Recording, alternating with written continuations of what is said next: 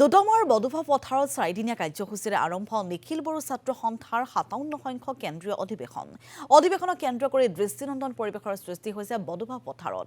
এপছৰ পতাকাৰে সজাই তোলা হৈছে সমগ্ৰ অঞ্চল। মুখ্য প্ৰৱেশদ্বাৰ উদ্বোধনেৰে কাৰ্যসূচীৰ আনুষ্ঠানিক শুভাৰম্ভ কৰে কোকৰাঝাৰৰ বিধায়ক জিৰণ বসুমতাৰীয়ে। প্ৰদৰ্শনী আৰু গ্ৰন্থমেলাৰ দ্বাৰ উদ্বোধন কৰে বিধায়ক তথা উদযাপন সমিতিৰ অধ্যক্ষ লৰেন্স ইছলাৰীয়ে। বডোফা উপেন্দ্ৰনাথ ব্ৰহ্ম নামেৰে নামাংকৃত অধিৱেশনৰ মঞ্চ আৰু মূল মণ্ডপ উদ্বোধন কৰে মন্ত্ৰী উৎসাহ বুঢ়া ব্ৰহ্মই। উদ্বোধন কৰা হয় প্ৰতিনিধি সভাগৃহ, অতিথিশালা, ভোজনালয় গৃহ। আজি বিয়লিৰ ভাগত অনুষ্ঠিত হ'ব কেন্দ্ৰীয় কাৰ্যনিৰ্বাহক সভাৰ লগতে প্ৰথমখন প্ৰতিনিধি সভা। এই অধিৱেশনত অংশগ্ৰহণ কৰিব ৰাজ্যৰ 22খন জিলাৰ 7,000 প্ৰতিনিধি আৰু পৰ্যবেক্ষকে। 16 মাৰ্চত অনুষ্ঠিত হ'বলগীয়া মুকলি সভাত মুখ্য অতিথিৰূপে অংশগ্ৰহণ কৰিব কেন্দ্ৰীয় গৃহমন্ত্ৰী অমিত শ্বাহে। শুকুৰবাৰে অনুষ্ঠিত হ'বলগীয়া শিক্ষা আৰু যুৱ সমাৰোহত অংশগ্ৰহণ কৰিব কেন্দ্ৰীয় মন্ত্ৰী ধৰ্মেন্দ্ৰ প্ৰধানে। আৰু এইদৰে অধিৱেশনৰ প্ৰস্তুতি দেখিবলৈ পোৱা গৈছে। আজি যিহেতু প্ৰথমটো দিন দোতামাৰ বডোফা পথাৰ 4দিনীয়া কাৰ্যসূচীৰে আৰম্ভ হৈছে নিখিল বড়ো ছাত্ৰ সন্থাৰ 57 সংখ্যক কেন্দ্ৰীয় অধিৱেশন। অধিৱেশনক কেন্দ্ৰ কৰি দৃষ্টিনন্দন পৰিৱেশৰ সৃষ্টি হোৱা পৰিলক্ষিত হৈছে বডোফা পথাৰত।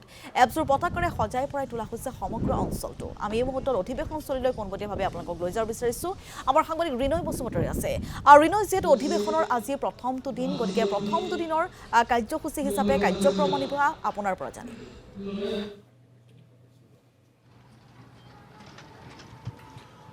হয়, মই এতিয়া উপস্থিত আছোঁ দতমা বডোফা পথাৰৰ উপস্থিত আছোঁ। নিখিল বড়ো ছাত্ৰ সন্থাৰ যে 57তম অধিৱেশন এতিয়া আৰম্ভ হৈছে। আজিৰ পৰা ৰাতিপুৱাৰ পৰা বিভিন্ন যে গেট বা পেণ্ডেল, ডেলিগেটছ হল এইটো ইনগ্ৰেশ্যন কৰাটো আমি দেখিবলৈ পাইছোঁ। লাহে লাহে দেখাবৰ কাৰণে চেষ্টা কৰিম, প্ৰণৱক দেখাবলৈ কৰিম।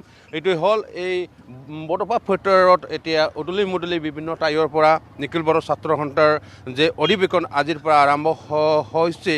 লগতে আজি 4টা হোৱাৰ লগে নিখিল বড়ো ছাত্ৰ সন্থাৰ যে ডেলিগেট মিটিং হ'ব, ইয়াত গুৰুত্বপূৰ্ণ আলোচনা কৰা হ'ব। ইয়াৰ কাৰণে ইয়াত প্ৰস্তুতি হৈ থকাটো আমি দেখিবলৈ পাইছোঁ। লাহে লাহেকৈ যিমান লিডাৰ আছে নিখিল বড়ো ছাত্ৰ সন্থাই আহিছে আৰু এডভাইজাৰ আছে, এডভাইজাৰ কোনকৰা চাবৰ পৰা আমি জানিবৰ কাৰণে চেষ্টা কৰিম কি কয়, এইবাৰ কি কি আলোচনা কৰা হ'ব।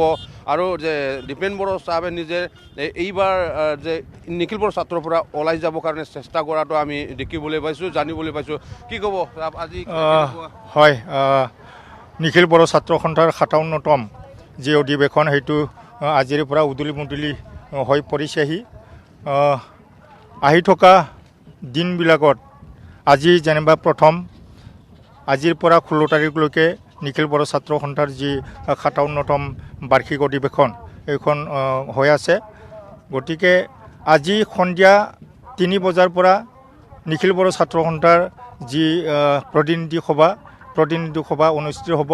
আৰু আহি থকা 16 তাৰিখে ভাৰতৰ গৃহমন্ত্ৰী অমিত শ্বাহ তেখেত আহিব।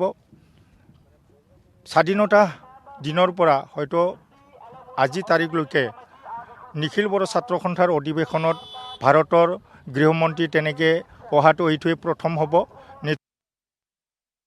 বা ভাবি লৈছোঁ যে নিখিল বড়ো ছাত্ৰ সন্থাৰ যি অধিৱেশন, এইখন অধিৱেশন এইটো বুৰঞ্জীমূলক অধিৱেশন হ'ব, হিষ্ট্ৰিক এটা বুৰঞ্জী অধিৱেশন হ'ব।